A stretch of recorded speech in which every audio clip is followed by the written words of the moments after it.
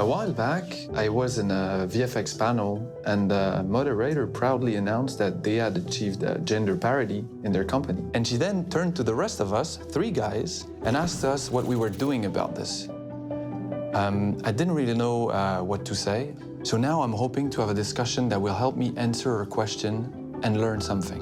Here with us today, we have Natasja Schumacher. Natasja, thank you so much for doing this.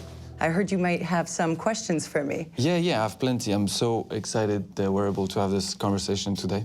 My first one is, how can someone in my position promote diversity? Yeah, that's a big question. I think the first thing is to recognize it's not something that's going to happen overnight. It's a process. It's going to take decisions from the up, down, and down, up.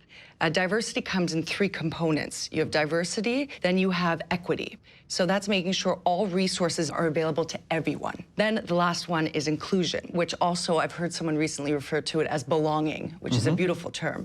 And that's where we need to ensure we're creating a work environment that is welcoming and safe and empowering for everyone to show up to work as their whole self and then belong to that workforce.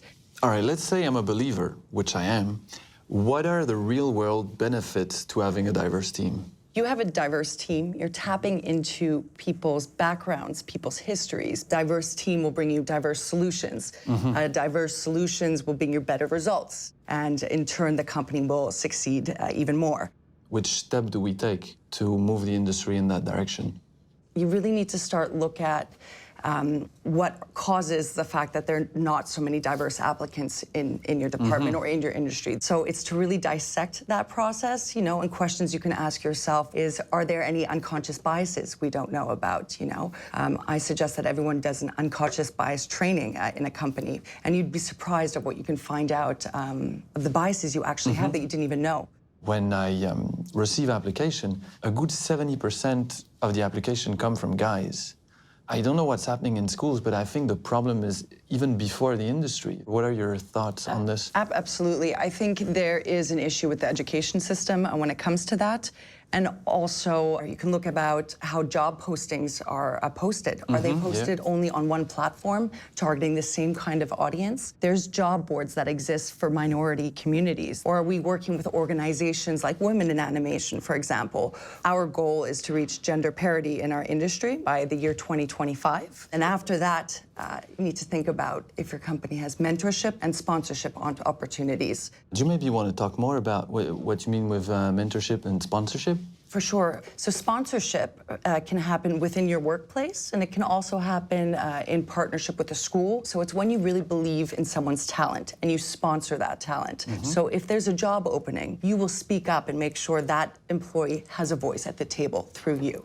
Mentorship's important for someone like you and me, an executive, a junior artist, a student, as early as you can start. You can ask someone to mentor you. You just approach someone that you admire. I remember when I started in animation and how it was hard, and I cannot imagine how harder it must be for somebody in a minority. So do you have some advice for somebody who's a student in a minority? What would you recommend they do? Networking, I guess? Yeah, absolutely. We have so many last-minute hires, right? So what happens is the recruitment process is very much of the who knows who. That ends up keeping the talent pool the same, which is why mentorship, sponsoring, and networking are so important at a young age. If there's anything to help someone when they're questioning their value, is to again know that this market, this industry can't afford to be exclusive. We need everyone. So it's important to remember that. And yes, build your network, build the relationships. Those are all things that can help. Thanks a lot for your answer. It certainly gives me lots of tools. So I'm curious. After having this conversation with me, you know, and what do you see as the biggest challenge for you moving ahead on championing diversity? Well, you've given me lots of things to think about and question, starting with bias.